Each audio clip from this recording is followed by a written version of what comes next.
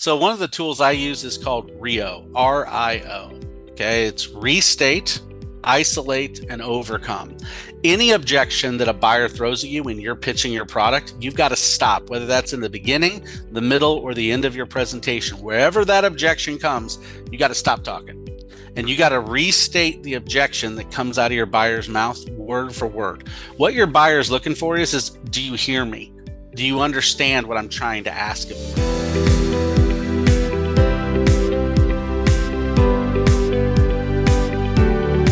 Good morning, everyone, and welcome to our webinar of how to build your sales process for your on-premise sales growth. And lovely to see all of you. Good morning, good afternoon, and good evening from whichever corner you are joining from, because I saw in the data, and we have a couple of you from US, but then you are all over from other places. Jason would be the speaker of the day, and Sid is the host for this webinar. So both of them would be taking ahead this session. And I'll introduce you to your host, that is Sid. Sid is CEO and founder of Beverage Trade Network. And we have Jason Steffens with us, who is a training manager of Deutsch Family and Wine Spirits, who work with state and regional leaderships and their distributors across the Eastern United States. He has spent almost 10 plus years owning restaurants restaurants in Central Illinois, and 18 years holding key sales and management positions. Jason has trained successful beverage team across 22 states and multiple provinces of Canada for organizations such as Breakthrough Beverage Group, Ritz Beverage Group, Johnson Brothers, Union Beverage, Glazers, Major Brands, and Missouri Beverage. In addition, he has also developed a custom suite of dynamic training modules that will quickly help to equip your new sales team and their respective management with a crucial skill set. So I think that is what his strength is, to help to build a new sales team, a new sales process, and how exactly you can grow your on-premise sales. I'm sure that I've missed a lot of feathers in his crown, but I'm happy that when he starts speaking, he can add to where he is right now, what are the success stories which are being backing up to him. But now over to both of you, to Sid and to Jason. Thanks, Ankita. I'll add a couple of pointers there. So you may have heard of YellowTail and Josh Cellars and some of the spirits brands like Redemption Whiskey, right? These brands, I was chatting with Jason, are really, really built by an importer, by a distributor, basically. These are push brands. They were built by salespeople. They were built by merchandisers. This is a really practical person that you are, this is not about mentoring in US market and, trends here. We're going to talk about really how to open doors and how to get closures and how to, follow up on your orders and how to get a repeat order and so on. So very lucky to have you, Jason, here.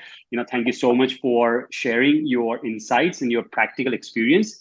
Jason, over to you. Thank you so much. Thank you, Sid. Definitely. I'm going to go ahead and share my screen at this time. So if you could give me a thumbs up if you can see my screen. Perfect. Wonderful. So welcome, everybody. Happy Friday morning. My name is Jason Steffens, Senior Training Manager for Deutsch Family Wine Spirits. I oversee the eastern half of the United States for Deutsch. Been with them for about 5 years. As Ankita had talked about, I spent 15 plus years in the distributor world, holding virtually every position you can hold in the distributor before coming over to the supplier side. And just really excited to talk to you all today about how to grow your business in the on-premise. So as we get going today, we're really all going to be talking about on-premise effectiveness. What are the 5 key on-premise capabilities?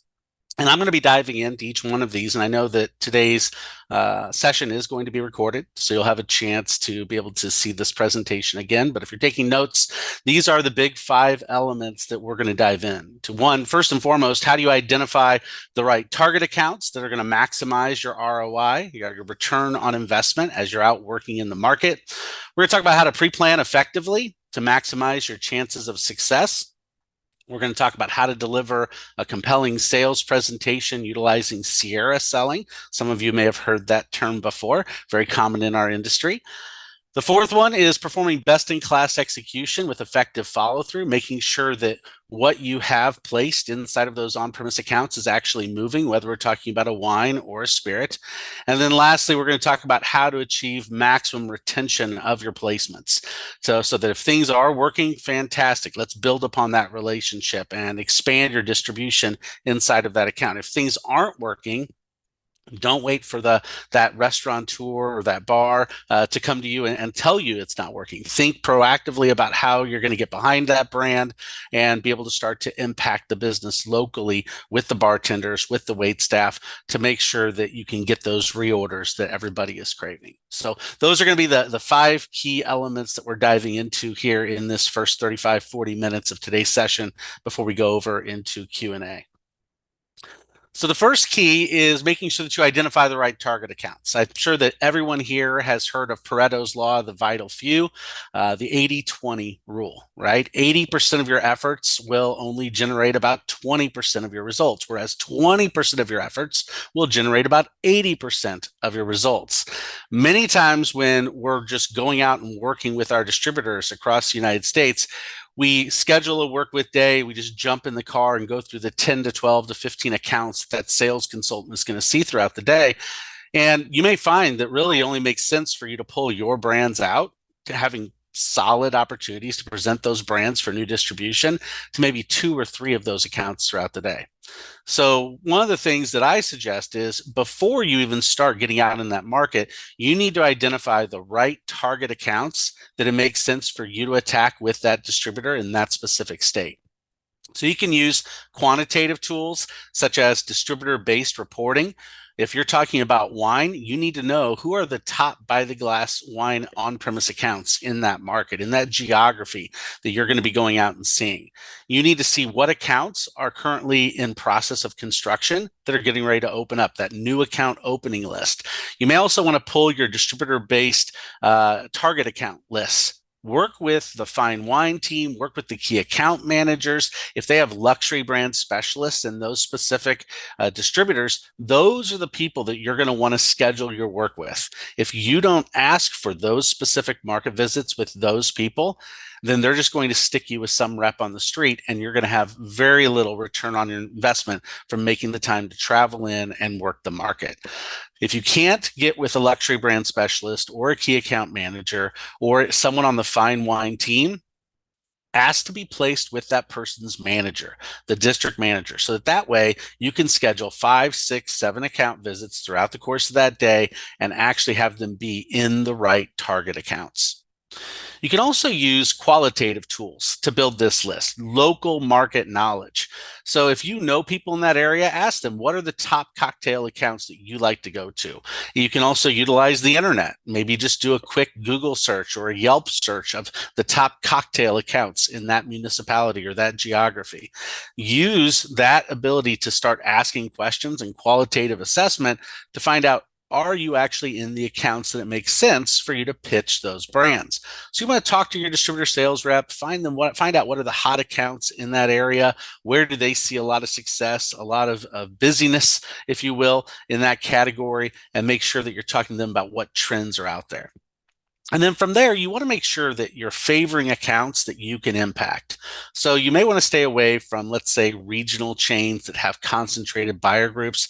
Think about accounts that you can get in there, build a relationship with, ask some good questions, identify those opportunities, and then schedule a time to come back and show them your portfolio where you can actually action on the opportunities that you've identified when inside of that account. The second big key that you want to do is you want to pre-plan effectively. I think a lot of times when we're working with our distributor counterparts, we think, well, I'm just going to throw everything in the bag. I'm going to throw all of my offerings in the bag. I'm going to walk into an account. Maybe I'll just pull everything out, do a short synopsis and say, what are you interested in tasting? That is actually a very ineffective way to actually gain new distributions in the on-premise world. Utilizing discovery, asking questions, doing some work before you actually get inside of that account, it's going to help you identify what kind of strategic opportunities do you want to take advantage of. And from there, how do you want to build your bag? So you can actually go out and you can look online, you can look at the individual websites, the Facebook, the social media, the Instagram for accounts that you're going to be visiting throughout the day. You can call, and if you're visiting them independently, free of the distributor, maybe you just want to walk in with a business card a week or two before, introduce yourself and ask some questions. That's going to put the buyer more at ease if you're not carrying a bag, and being able to set into that position of, hey, I'm a valued business partner and I want to work with you as partners to help you grow your business in the account. That's going to make the buyer much, much more receptive. Ask a lot of questions, and then when you're pulling those items out of the bag, they're based on opportunities that you identified in that account visit 2 or 3 weeks beforehand. You also want to make sure that you can maximize your time with the distributor. So asking your distributor, saying, listen, 3 days before, please provide me a list of the accounts that we're going to be seeing throughout the day. Set some of those expectations right out of the gate. Not only who you're going to be working with, but once that market visit is scheduled, go ahead and get into contact with that district manager or that key account manager, luxury brand specialist, even if it's a sales consultant that's going to be spending the day with you, and talk about what your expectations are for that day. Who's bringing samples to the actual work with day? What are the accounts that you're going to be visiting? If you have internal data that you can pull that internal data. If you don't, just have the distributor send you a breakdown of that specific account's business and execution over the course of the last year.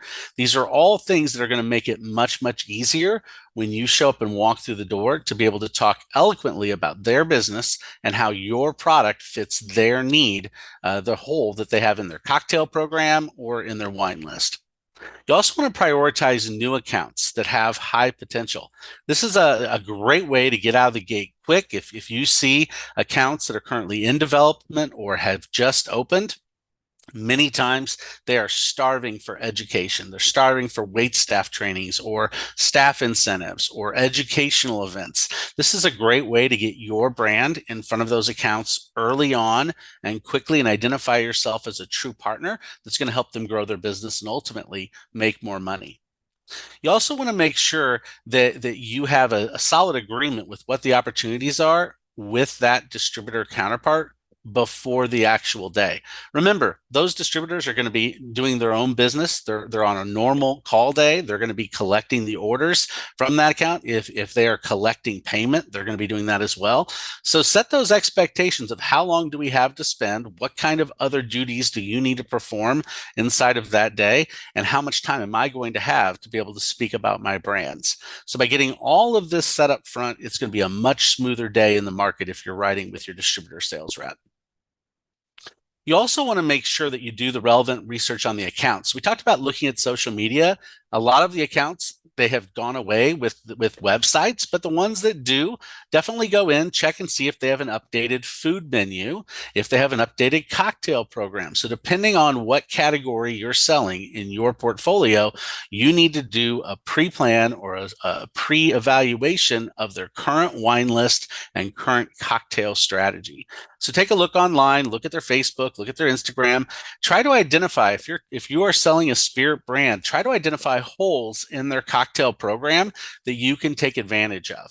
So take a look at what's being offered. Look at their profitability. What price ranges seem to rule in their cocktail program? This is going to give you the ability to deliver a customized presentation with a suggested retail price that's going to fit nicely into their cocktail program. From a wine perspective, take a look at the wine list. How is that wine list priced? Do they have a solid by the glass program? Have they established it in a good, better, best scenario from a pricing perspective, where they're capturing not only the big 6 varietals, but then having a nice reserve list as well? You may also want to look at, how does the pricing on the wine list actually line up with the pricing of the establishment? The golden rule is taking the average entree price times 2, adding $10, and looking at $10 below that average price. That's where 80% of the wine list should actually be priced. So for instance, if you're looking at an account that the average dinner entree is $25, $25 times 2, that's $50. That means that 80% of that wine list, if we want to sell wine by the glass, 80% of the wine offerings by the glass need to be between 40 and 60 bucks retail.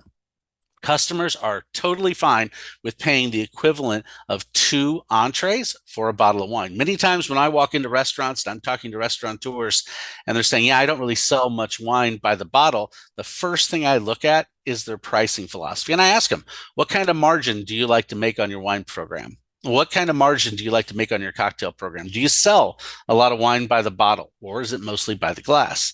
These kinds of questions are going to get them thinking about overall profitability. And many times you're going to find that restaurateurs don't accurately understand margin and markup. So if you're not using business math to be able to tell that profit story, to be able to talk about understanding what margin and markup is and what the target margin should be for cocktails, right? What is the target margin that you should have for wine to be a profitable on-premise account?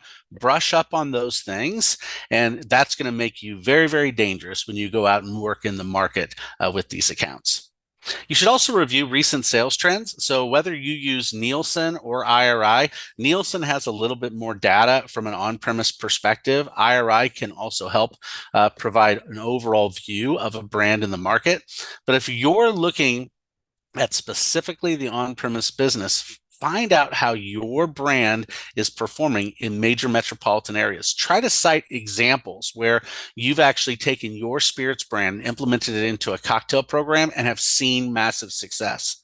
It doesn't necessarily need to be from that exact same town or that same geography that you're working in, but you need to be able to call out examples of where you've been able to put a plan in place, a program, and seen massive success from it. People are going to respond to that.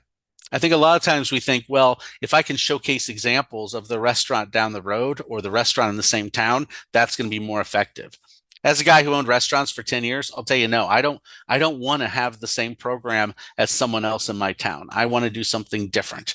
I want to offer different offerings. So if you can show me a best practice of another similar account in another major metropolitan area, I'm going to be much, much more motivated to adopt that program and bring in your product than if somebody in my same town is already doing something with it. So keep that in mind as you move throughout your pre-plan.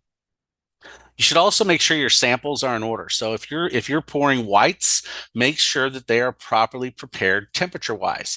I don't necessarily suggest you have a cooler in your car with ice, but you can get a wine bag with cooler drop-ins. Cooler bags that give you the ability to keep your white wines between 42 and 45 degrees. 50 degrees, really 50, 55 in the summer, you're going to have to watch that. So sparkling should be ice cold. So if you are going to have something packed in ice, sparkling should be fine. But keep your whites cool and make sure, especially in the hot days of summer, that you're keeping your reds cool as well, not cold. But as you're moving in and out throughout accounts throughout the day, your tasting accounts, make sure that your spirits and your wine samples are properly prepared. If you're selling spirits, maybe you want to batch up a cocktail. I encourage you to do this before. Just bring it in a small thermos or canister, but have a simple 3 to 4 step cocktail that is well prepared with your spirits item. Have recipe cards that you can use as a leave behind, and actually pour that pre-batched cocktail at the account. Accounts are going to be much more apt to purchase that in a cocktail format by getting liquid to lips. You should also have, for instance, sell sheets, leave behinds, tasting notes. All of your support material should be there before you walk into the account, and it should be properly, professionally prepared. You also want to make sure you're thinking about what kind of objections could possibly come up as you start to talk about your wine or your spirit. What are some of the issues that you can see that this buyer might actually bring up, and how can you overcome some of those objections in your sales presentation? So let's say you're selling a flavored vodka, right? And you walk into an account and you see that they have an entire back wall of flavored vodkas. So when you see that, you should have a flag raised in the back of your mind. Like, I bet at some point in time during this presentation, this buyer is going to come back and say, yeah, but Jason, I've got too many flavored vodkas as it is. So instead of waiting for that objection to come up in your presentation, just go ahead and say, now, Bob, I bet you're thinking that you have too many flavored vodkas already. Why do you need another one? Is that right? And Bob goes, yeah, that's right. Say, Bob, is the question really, is the problem that you have too many flavored vodkas, or is it that you have too many flavored vodkas that aren't selling? Right? So that being the case, we can deal with that objection inside of our presentation and effectively take it away from that buyer. So anticipate what those objections are and think about how you're going to overcome them when they arise. Obviously, look at that food menu, current wine and cocktail list. This is going to require you to do some detective work when we're surveying the opportunity live inside that account. Don't be shocked. A lot of people are going to have completely different cocktail lists and wine lists once you're in the account than what you saw on social media. Listen, restaurateurs have a lot going on. For the 10 years that I spent owning restaurants before I got into the distributor side, people would come in and they'd be like, oh, I see that this wine program is different than what's on your website. Well, yeah, I made some changes. I haven't had a chance to get back and update that PDF. Restaurateurs are thinking they're running 100 miles an hour. They're thinking about who's stealing from them, who didn't show up for work, what do they need to run to the store and get before dinner service, what piece of equipment broke in the back that they're trying to get fixed. And so if they've got 20 minutes to give you to walk through your product line, take into consideration that they are moving 100 miles an hour. So you're going to see differences. This is why it's so important to survey the account, get a physical copy of their wine list, get a physical copy of their cocktail program, look at the back bar, see what the opportunity is, and then consider how you're going to pitch your brand to fit into a hole into that program. There are other visual cues that you're going to see as well. So if you are selling a spirits brand and it is a craft spirits brand, when you're surveying the account, let's identify, is this a cocktail account? A cocktail account will have a solid condiment tray with fresh fruit and fresh herbs on the back bar. You're going to see certain things like a cocktail station. You're going to see nice glassware, not just a common wine glass, but a wine glass where you'll see 3 or 4 variations of wine glasses on their back bar. If they have champagne flutes, if they have margarita glasses, if they have daiquiri glasses, red wine and white wine wine glasses, guess what? This is an account that sells fine wine and cocktails. If they have solid storage, or if you see some unique syrups or bitters, or even just good cocktail tools sitting on the bar, a nice shaker, a muddler, tinctures, you can say, okay, this is a cocktail account and I need to talk cocktails because that's what this account is all about. So when we survey for opportunity, yes, we're looking at the wine list, we're looking at the back bar, we're looking at the cocktail program, but look around the account, and that's going to give you some insight into how you want to attack this account as we get it going in our presentation. And then it's time to actually deliver a compelling sales presentation. So some of you have heard of the word Sierra before, SIERA. Pioneered by P&G back in the 80s. Sierra is a psychologically sound way of developing your presentation that puts the buyer in the mood to say yes.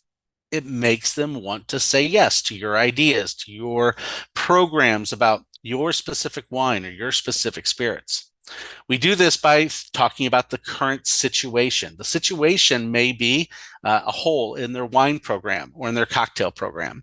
The situation might be a specific brand or accolades that you have on your product that you want to tell them about, an opportunity that exists.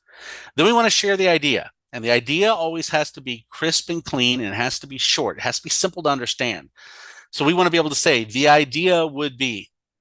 So let's say, for instance, you had gone into an account the week before, 2 weeks before, you had looked at the wine program, you were talking to the buyer, and you identified that virtually all of the wines on the wine list from a Chardonnay perspective were oaky, smoky with high levels of malolactic fermentation. So you saw a need. That account did not have any wines by the glass or by the bottle that were crisp and clean with 0 malolactic. You have one. You made an appointment to come back and see them again. So maybe your situation might be something to the effect of, hey, the last time I was here, we talked about your wine program, and looking at your Chardonnays, I realized you have a unique situation with your Chardonnays that you're selling by the glass and by the bottle. That's the situation. That being the case, I threw a couple of unoaked Chardonnays with 0 malolactic fermentation in the bag today. I thought we could taste through them and see what makes sense to fit that need. So the idea is you don't have one, and I'm giving you one. Let's taste a few and see what makes sense. Then we explain how it works: the who, the what, the when, the where, the how. This is where the business math lives. This is where features and benefits live. This is where when the delivery is going to come. If you're going to do a staff training or an educational event with this account to kick off this new product, that's where that's going to live.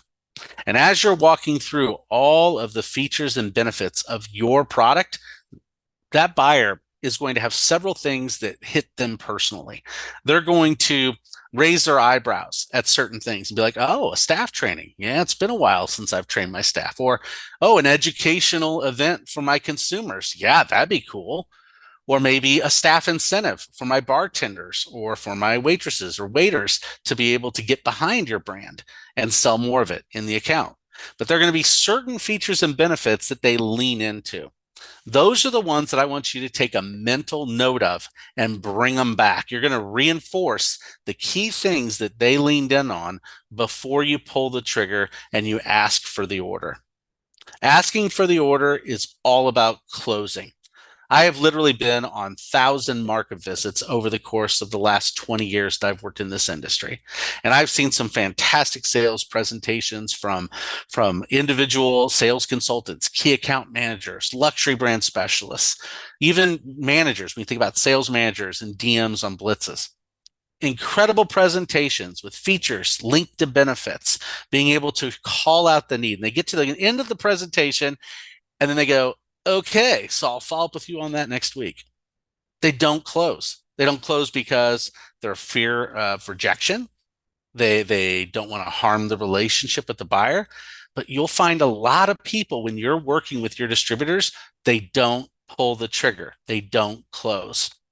As professionals, we are the ones that are most impacted by the ability to close this presentation. So if you see that, you might have to actually step in and go, I know you liked it. How's this sound? We can have 2 cases for this on Friday's truck. Sound like a plan? Throw it out there and be quiet. There are 21 different closes that we use in the adult beverage industry. On average, though, there's about 5 key ones that we use. There's the hard close, asking for a specific initiative, asking for the order to be placed and waiting for the yes or no. If we're going to throw the hard close, we ask the question and then we be quiet. The person who talks first loses. There's the choice close. Do you prefer A or B of what we've tasted today? Give them a choice. It's no different than when you ask your spouse, where would you like to go to dinner tonight? That conversation could last for 25 minutes. But if you say, hey, would you rather go to Mexican or Italian tonight? What sounds better? There's an 80% chance that your spouse is going to give you the answer of one of those 2 choices. So whenever you go to close a customer, the choice close is a great choice to close with, because of the simple fact it forces the buyer to choose one of those 2 options, and it's an easier decision than them saying yes. Maybe the choice is, would you rather receive delivery of this shipment on Tuesday or Friday of next week? Oh, let's do it Friday. Perfect. By them saying Friday, they just said yes to the proposal that you just delivered them, whether that's for a new distribution, whether it's for a quantity deal, for a buy the glass, a buy the bottle, or a cocktail placement.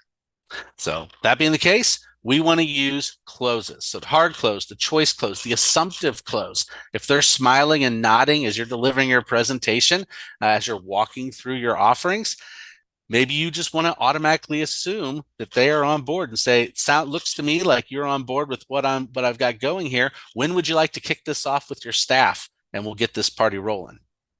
Move right away to a staff training or staff incentive and start writing up the order. The need-based close, if you can identify the need previously or in the account and then link your program back to the need that that buyer has, gives you the highest level of closing. It's about 85%. If you throw the need-based close and it's truly based on a need that that account has, 85% of the time, you're going to get a yes in some form. Either yes right now, but only by the bottle, not by the glass, or yes right now by the glass and by the bottle, or yes right now, but I'm not going to add it to the cocktail list, or yes right now, but I am going to add it to the cocktail list. You're going to get a yes in some form 85% of the time. Don't forget, there's also the fear close. If you have an incredible rating on your wine and there's only so many cases in that state, and that buyer's hemming and hawing and saying, well, yeah, I'll bring it in, but after I sell out of this product, don't forget to throw the fear close. Listen, I know you love the product. It's got a fantastic rating and you want to bring it in. But if you wait 3 more weeks, I can't guarantee that I'm going to have anything to ship you. If you like it, you should probably order it now. The fear close also works out well, or the urgency close, with value added pack. If you're doing a special VAP pack for the holidays, you know that those inventories are limited. So make sure you have the quantity that's available in the state to help you support that urgency close when you're actually selling it. And then when you think about all of these elements wrapping it together, Sierra puts the buyer in an area to say yes. So perfect. They said yes. This is great, right? You overcome the objections as they came, you talked them through, and you closed effectively, and now you're ready to ship the product. You walk back outside, you high five the sales consultant that you're working with, and you get in the car and you move on down the road to the next one. If you're not taking the time to actually track your execution and follow up on the placements are made, you're going to find that a lot of the work you're doing in the market isn't actually being fulfilled. So we need to be able to track throughout the course of the day, who did you see, right? Who did you pitch what to? What did they say yes to? What kind of other responsibilities are hanging out there? Is there a staff training? If so, who's going to do it? Have we agreed to a date? Do I have their email? Do I have their phone number so I can circle back with that buyer and verify that all the T's are crossed and I's are dotted? I know it seems shocking, but I'll tell you, in the last 20 plus years that I've been in this industry, I will tell you that many times I've gone in to make placements, and because I didn't follow up, that product never got shipped in. So throughout the day, here's an example of a checklist that you can use as you're seeing accounts, right? What was the pricing we agreed to? What's going to happen in print? Who needs to get them the digital assets for Instagram or Facebook or for their social media sites to call out this new addition of a spirit or a wine to their program? What kind of merchandising or promotional support have you agreed to? Are you going to ship them maybe a branded cocktail set? Or maybe you have point of sale that's already in the warehouse at the distributor that you just need to make sure gets delivered to that specific account. By capturing these kinds of details, account by account, and then sending a detailed recap to not only the person at the distributor that you were working with, but that person's manager with dates and times that these things have to be completed, this gives you the ability to follow up on your execution to make sure that the product that you so love was actually sent in and that they got all of the elements that you talked about inside of that presentation. I will tell you that across the industry, across the country, and around the world, there are a lot of accounts that are very leery of suppliers when they're talking to them in market visits because people tend to overpromise and underdeliver. I want to challenge each and every one of you that are on the call. Do not overpromise and underdeliver, right? Perform the way you say you're going to perform. Do what you say you're going to do. Build those relationships. Because remember, you're not out there in a shotgun approach just looking at every single account that's in a geography. You're identifying the top 100 accounts. And of those top 100 accounts, that's where the fish are. That's where you want to actually get in and build those relationships. And so you want to be able to continue this relationship as a true partner, not just now getting the distribution, but 6 months from now, a year from now, year and a half, 2 years down the road. So think about how you're going to capture all of your open notes, deliver on what you promised, and build that long-standing relationship. And then the last key is to achieve maximum retention. There are a lot of suppliers out there that when we go out and we work with a distributor, we might get wonderful placements throughout the course of the day, and then we sort of forget about them. We don't ever follow back up with the account Is the wine that I place selling? Is it not selling? How's that spirit doing that we put on the back bar? If we did all the things that we were supposed to do, the job's not done yet. We need to look back at that account 30 days down the road, 45 days down the road. How are they doing with your brand?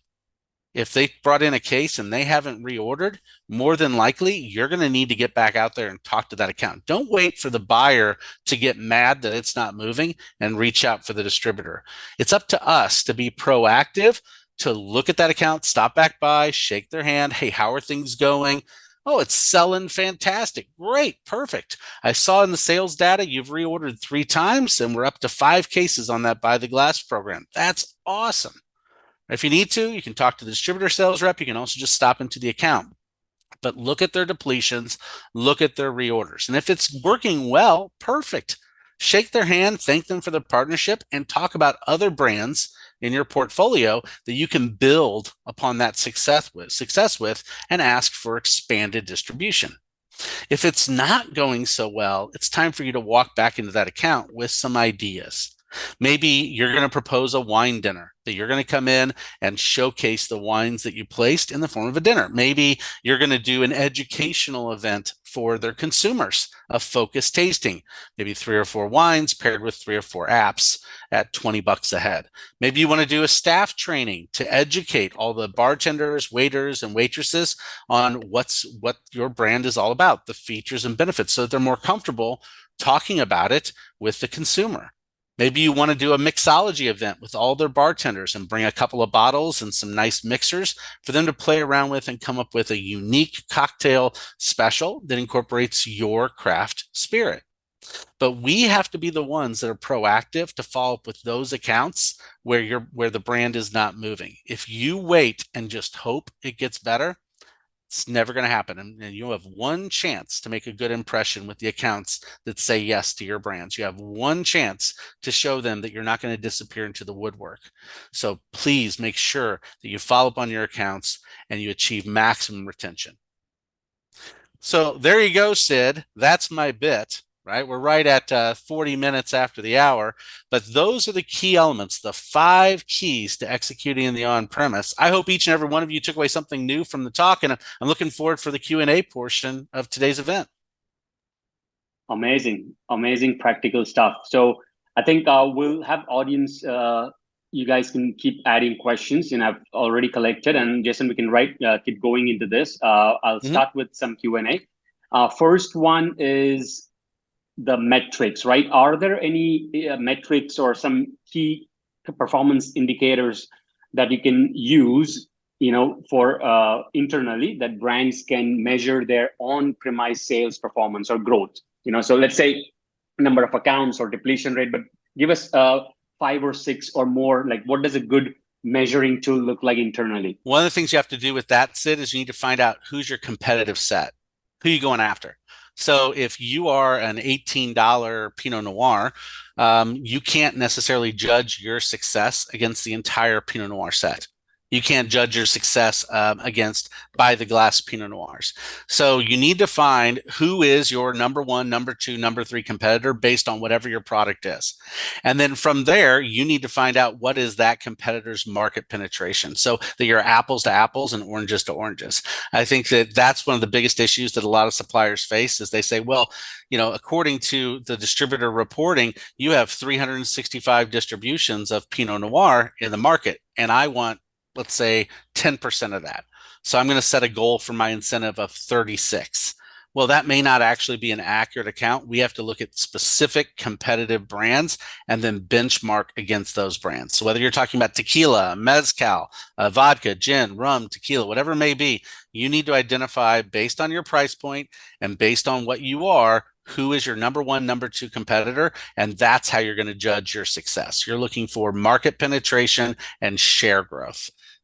From there, I would look at depletions and reorders. So if you're finding that out of every 10 placements in your tracking, you're only getting reorders on, let's say, 10 or 2, let's say 2 or 3 of those on a monthly basis, that's an opportunity to where you need to dial back expansion and focus on what you have out in the marketplace to make sure that you're maximizing the retention of those brands on your back bar. So hopefully that answers your question, Sid. It's much more about knowing your universe and going for share versus just a blanket approach based on numbers. Got it. Let's also go on some common objections and answers. Like, I'm not the buyer. So throw in some questions, or maybe, personally, like one of the question was, bartenders have ego in their own cocktails, right? But then maybe you are the maker, you know that this cocktail may be better. So if you can throw us some real practical objections that come, and then how do you answer them? Yeah. So one of the tools I use is called RIO, RIO. Okay. It's restate, isolate, and overcome. Any objection that a buyer throws at you when you're pitching your product, you've got to stop, whether that's in the beginning, the middle, or the end of your presentation. Wherever that objection comes, you got to stop talking. And you got to restate the objection that comes out of your buyer's mouth word for word. What your buyer is looking for is do you hear me? Do you understand what I'm trying to ask of you? So if they say, yeah, but I have too many flavored vodkas already, we can't be like, oh, well, hang on. I'm gonna tell you why my brand is so awesome. They've already said no in their head, right? So if we don't restate, if we don't stop what we're doing, restate. So you're saying, Sid, you have too many flavored vodkas. Yes, Jason, that's exactly what I'm saying. So as the issue, we're going to now isolate. What is the real objective? Is the issue you have too many flavored vodkas, or is the issue that you have too many flavored vodkas that aren't selling? Yes, the issue is that I have too many flavored vodkas that aren't selling. Great. So let's talk about this brand and why we're seeing massive sales on this flavored vodka versus the entire set. Sound good? Yes. The big ones are I have too much inventory. I don't sell wine by the glass, or I don't sell wine by the bottle. If somebody says, oh, well, I don't really sell wine by the glass, say, well, why is that? Because I know a lot of your competitors are selling wine by the glass. What kind of pricing or what kind of margin are you trying to make on your by the glass wines? If they respond with sort of glazed over eyes and they can't give you an answer, it's because they themselves don't understand the profitability of their brand. And that's where we can start asking a lot of questions to isolate the true objection of what it is. So maybe it's a pricing issue. Maybe their by the glass pricing is out of whack with their by the bottle. Standard industry average, I would start to quote for that kind of an objection. I'd be like, well, standard industry is a 5.5 ounce pour. What's your pours for your by the glass program? Oh, well, I'm only pouring 4 ounces. Well, that could be a reason why you're not selling wine by the glass, because you're short pouring and people are buying all wine by the bottle. Or maybe they've priced their bottles so expensive that there's no incentive for a consumer to actually purchase a bottle. There should always be an incentive. So if you're pouring, let's say, a 5.5 ounce pour, right, and you're getting, let's say, 5 glasses out of every single bottle, there should be an incentive where they're going to get a half a glass or a whole glass for free if they buy it by the bottle. So we can ask a lot of questions. So restate, isolate, ask questions on what that objection truly is, and then finally overcome it with features and benefits and facts. Profit is going to be the number one thing that you're going to use to overcome objections. So that's why we have to identify what type of margin do they like to make on cocktails, what type of margin do they like to make on wine, so that we can actually do the math right in front of them and show them why partnering with your brand is a more profitable investment. So having too much inventory in the back, that's a problem, because that tells me that they're low on capital. And if they're low on capital, they don't want to bring in anything that's not going to be selling. So if somebody says I have too much inventory, or I just changed the wine program and I'm not looking at anything new, focus on short-term features. That's what I would do. Say, so you're telling me you have too much inventory and you're not taking anything on right now. You just changed the wine program. Is that right? Yes, Jason. I just changed the wine program. I'm not making any changes. Perfect. Let me ask you. Since you just changed your wine program, have you ever looked at doing monthly features where you bring in and maybe showcase one winery or one craft distillery for a specific month? You blast it on social media, you play around with it, you have some fun, maybe a wine by the glass, red and white. The ones that work well, the next time you go to change the list, you now have pre-sold customers that we can cycle that on. And the ones that don't work out so well, you say, well, that was fun, and we move on down the road. Would you be interested in talking about a monthly feature program? Well, that's something different. I've never tried that. So when it comes to I just changed the wine program or I have too much inventory, shift to smaller detail deals. They're going to last for shorter periods of time and build that relationship. Many times what they're really asking is I don't know you. And I don't know if you're a person of your word and you're going to actually do the things that you say you're going to do. So start small. If you get that pushback with an account, show them ways where you can demonstrate that you're a stand-up supplier, that you're going to deliver what you ask. Maybe it's social media, being able to drive high-quality graphics. Maybe it's a staff incentive. Maybe it's a bartender incentive, right? Maybe it's an educational event that you can partner with them on. But look for other ways to bring value to show them that you're going to deliver what they're asking for, and you're going to get more yeses more often. So remember RIO, restate, isolate, and overcome. And that's going to give you the ability to overcome objections on a real basis. I would love to take this chance to also, generate a spiel of you, right? Like, one of the things is a cold calling process. So let's assume, Yes. We're talking about unknown brands, small to medium, not the size of YellowTails of the world where, they either you already have a relation. We're talking cold calling, for example. Yes. Give us some three problems that people face. One is who's the buyer? They just don't know like who's the buyer. So how do you ask who's the buyer? Second is how do you ask for an appointment? A nice way that has proven more conversions to get an appointment. And the third is when you get an appointment, what would be your opening 30 seconds? So over to you. Yes. Very good. Yeah. So I will tell you that phone calls, when you don't even know who the buyer is, are very, very ineffective. You're going to spend a lot of time getting the runaround. They're going to take messages that nobody's ever going to call you back. It starts with identifying your top 100 accounts inside of your respective geography. From there, you need to actually go out and visit those top 10, top 20 accounts that are on your target list. Go in, have a glass of wine, order a cocktail, stop by and have a soup for lunch. Doesn't mean you have to eat dinner there if it's really expensive, but you need to go in and check it out live. Don't walk in the first time when you don't even know who the buyer is with a bag. That is the death knell. You want to have a business card in your pocket. Your goal is to identify who the buyer is, and if they are there, to actually introduce yourself and secure an appointment for down the road, maybe a week down the road, 2 weeks down the road.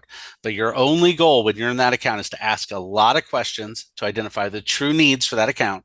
Think about how your brand is going to fit into those needs for that account and secure the appointment.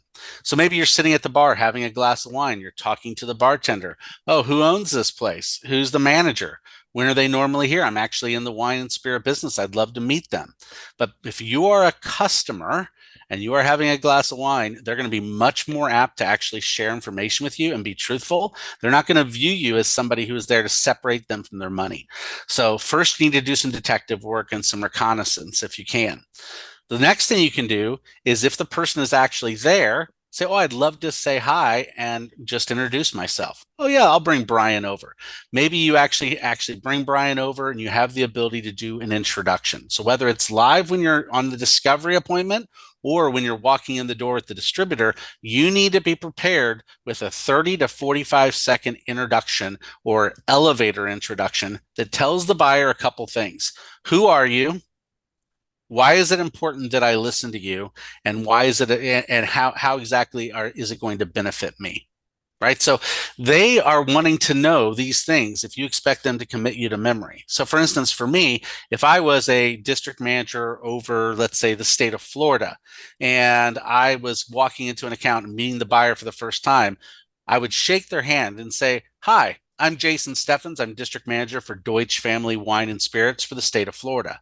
I'm tasked with building relationships with the top 100 on-premise accounts in the state. And I just wanted to come in and talk to you today to see if it makes sense for us to do business. So within 20 seconds, my name, my title, right? Who am I? If I have brands that they might recognize, like I might say, you might recognize me from such brands as Josh Cellars, YellowTail, Gray Whale, Gin, Cantera Negra, Tequila, and Redemption Whiskey. If that's going to help you, drop a couple of brands that you sell if you have market penetration. But you've got 25 to 30 seconds in that introduction, and it needs to come off like silk. So I encourage everyone on this call, write down your introduction, practice it daily until when you deliver it, it comes off like silk. No ums, no ahs, no filler words. Each and every time when you're doing that introduction, they know who you are and why is it important that they listen to you. when I deliver that speech, people are like, oh, that must mean I'm one of the top 100 on-premise accounts in the state. I guess I'm doing pretty good. I do want to talk to you, right? So you also aren't pulling wine out of your bag and putting them right into sales mode where they're going to put their hand up. They're going to be much more open to having a conversation with you because you're not trying to be seen as someone who's selling them something. You're being seen as someone who's asking questions to see if it makes sense for us to do business together. So that's what I would suggest is focus with on-premise visits, ask a lot of questions, seed your account calls. If you're working with a distributor rep, just try to get as much quantitative and qualitative data you can on that account because they're going to be the ones that secure the appointments to where I'm seeing these 5 buyers at these 5 different times throughout the course of the day, and they can prep you and give you some insight into who that buyer is, what's important to them. Are they someone who is profit motivated? Well, you better have your profit story ready to go on why it makes sense to have your brand on their back bar or your brand in their cocktail program. If it's someone who isn't very wine savvy, guess what? You don't need to talk to them about pH and residual sugar. You need to talk to them about how your brand is going to sell through faster than the brands that are currently on their wine program. So all of it is about discovery. And when you do get a chance to meet them, being able to open with a very solid elevator introduction. So you said about throwing names, right? So does other restaurants or bar names work against you or for you? And same goes with throwing other sommeliers. Like, hey, Jason from this restaurant has our wine and it's doing pretty good. Or this bartender, or normally they prefer exclusivity. In my experience, that can only hurt you if you're talking about restaurants that are in the same municipality. So you don't want to sell in a other restaurant around the area. Well, you can sell, but you just don't want to promote it to the different buyers. Understood. If you're pitching an $18 Pinot Noir to add to the wine program, and let's say sell it for $50 to $60, you don't want to say, "Hey, Joe Blow down the road from you put this on their list and it's doing really well." Got it. Because that doesn't help you one bit, because that is that person's competition. They don't want to offer the same wines that their competition is offering. Got it. One of the question was, how can you get ACV account list if none of your distributors have access to this tool? Is there a company or any third-party places where people can purchase this tools and lists from? Nielsen and IRI are going to be your 2 best bets to be able to get account velocity information from. But the issue is that if you're talking on-premise only, Nielsen has much better tools to be able to start being able to quote sales velocity. But I will tell you that your distributors should be able to provide you, even if they don't have an ACV report, they should be able to provide you with, let's say, your competitive set that they represent, how many distributions are out there, and those that have distributions, what are their sales over the last 6 months. And from there, you can find account velocity.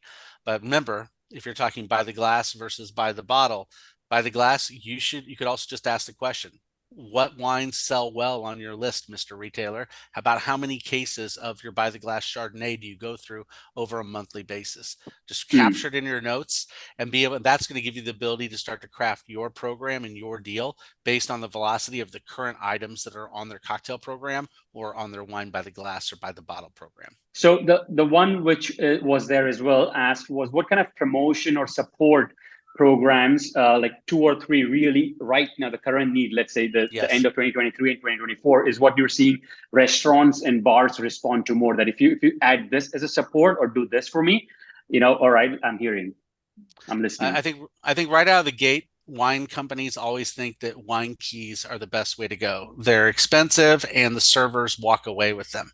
So they put them in their apron and they're gone. So I will tell you that wine keys are not nearly as an effective point of sale or executional tool that we've used in the past as a program. Think staff incentives. If you're getting a new wine onto an on-premise restaurant's by the glass program and you want to focus on velocity, put in place a staff incentive for whoever sells the most wines by the glass over the course of the next 4 weeks. They're going to get a magnum or they're going to get a nice bottle of wine signed by you. Maybe you want to throw something nice into the mix where legal as a prize. Aprons sometimes do very, very well. For cocktail accounts, I will tell you that nice bartender tools, a nice mixology set, you can buy them off of Amazon for affordable prices, but good shakers, good mixers, good muddlers, things that they have the ability to put behind their bar, those traditionally do not walk out.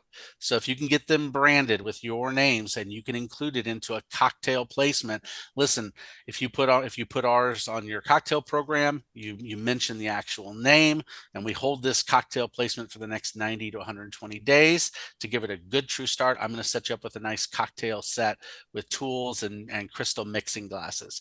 Usually you can find those for 20 to 30 bucks online. You can also get them personalized locally if you'd like, but those are great ways from a cocktail perspective to support a placement. Think of also, though, if you're like, well, Jason, I don't have the monetary support to support that kind of a program, think about educational events for their staff and for the consumers. Maybe you come in and do a pre-shift or a post-shift training with the bartenders and staff. A lot of bars are not going to want you to come in and taste their bartenders and servers on your beverage or your cocktail before their shift. But what they will do is let you come in at the end of the shift. You do a post-shift training. That means, yes, you got to actually go there at 2 in the morning. But I have been very successful with post-shift trainings, earning the hearts and minds of bartenders and servers, where you mix up some cocktails, you let everybody taste it, you give them a nice take-home card with the recipe, some features and benefits about your brand. That goes a long way to be able to celebrate the end of the shift, to be able to offer a toast, because other suppliers aren't doing that. This is so true. I was just yes. chatting with a buyer of 50 restaurant groups, the 50 group in Chicago. She literally did, there was one supplier who did drinks on them from 12 a.m. to 1, and all bartenders just were happy. Oh, they loved it, right?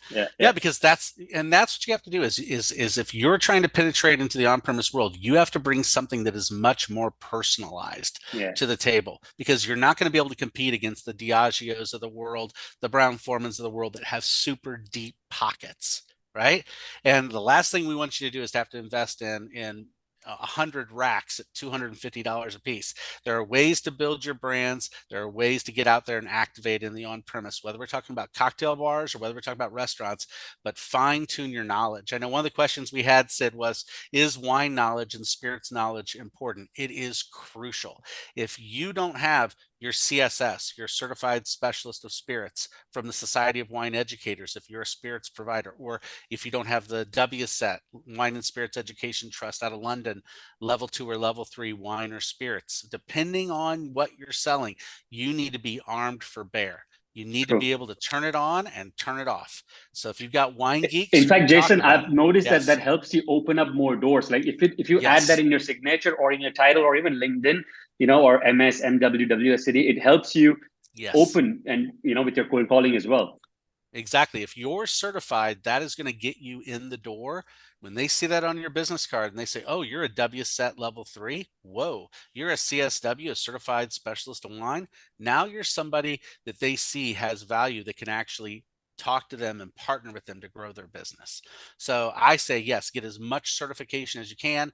If you're New World focused, maybe go CSW for Society of Wine Educators. If you're Old World focused, think about the WSET out of London, level 2 and level 3, and that's going to get you where you want to go. Cool. Ankita, over to you for any audience questions. It's from Todd. He's asking that there is no benefit for on-premise to take on the more expensive craft spirits, and they usually go for what they make more margins. So if they're going to ask that what they don't have, they just going to go and choose something else. So how do you navigate? Because they usually, it seems like the on-premise have, they just don't have the more expensive craft spirits.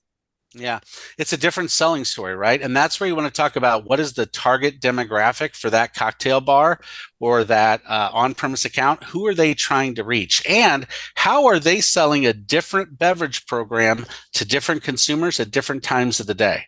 If you're talking to a bar that has a good cocktail program, they have different sets of consumers throughout the day. Maybe they have a lunch crowd, they have an after work crowd that is predominantly beer and cocktails, they have a dinner crowd, and then they have a late night crowd.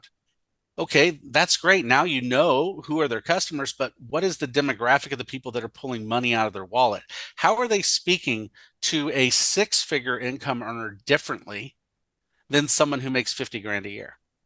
Because if you're talking about a craft gin, there are people that, yes, if you don't have any craft gins, they're totally fine going back and just drinking Sapphire. They'll drink Hendrix, they'll drink Tanqueray, but if you have a craft gin, they are more than happy to spend an extra $5 to $10 on that cocktail because they like craft. So we can't just have one bar program. We have to have a bar program that targets the blue collar worker as well as the six-figure income earner. Why would we want to trade our customer down? In a wine program, buyers can sometimes see it much easier because they're like, well, I need to have stuff that is affordable. I need to have a second tier. I need to have a third tier. And then I need to have a reserve tier because I don't want to trade my customer down who's willing to spend $150 on a bottle to a $70 bottle. The same thing applies to spirits. The people are adventurous when it comes to craft spirits. You have to ask the question, how is your bar program catering to the six-figure income earner differently than the blue-collar worker? And that's going to get them thinking about the profitability that they can make on higher end craft spirits, being able to have it on that back bar in prime visibility and on the program as a way to say good, better, best. Every category, vodka, gin, rum, tequila, whiskey, those bartenders need to be equipped with saying, this is good, this is a little bit better, but in my opinion, this is best. Good, better, best is the best way to stack a wine program as well as a cocktail program. So I'd focus on profitability and the target demographic. Work with, right? Like distributors don't want these days sales reps or suppliers coming in the market. That's what one of the question is from one of the from Amy, I think. How do you get around, or how do you don't want to disrespect your distributor and go directly, right? So what's your status on market work with? So being able to walk into a door and pull spirits out of your bag, if you have a distributor that says, listen, we don't really want you interacting with the accounts at the local level, I encourage you to push back. I encourage you to push back and say, understood. I'm still going to meet people though and work to stack our days when we're together in the market. So there's nothing wrong with walking in the door, having that business card, having the discovery conversation, but plan your calendar far out in advance. So if you're overseeing a large state, maybe break that state into major metropolitan areas and start to build your calendar forward thinking 30, 60, 90 days down the road of when you're going to be in those respective major metropolitan markets. When you're there, walk into doors, into accounts you're trying to target, meet them and say, I'm going to be back in this area with your distributor on the 15th and the 27th of next month. Which one of those 2 days works best for us to come in and actually taste you on my portfolio? So that way, you're actually tagging it to keeping the distributor in the loop of, hey, I met this account. They want to see us when we're together on the 27th. Can we work our day around that account visit? So that's how I would suggest you do it. If you're getting pushback from your distributor from engaging with local accounts, just make sure that you're doing it and looking towards dates that you already have established when you're going to be back in that area, either with your distributor or without your distributor. Once you've actually developed a relationship, your distributor is not going to mind if you interact with that account directly. But I encourage each and every one of you push back on that because you're the one responsible for really working to build those brands and building that brand affinity, especially in your top 100 accounts.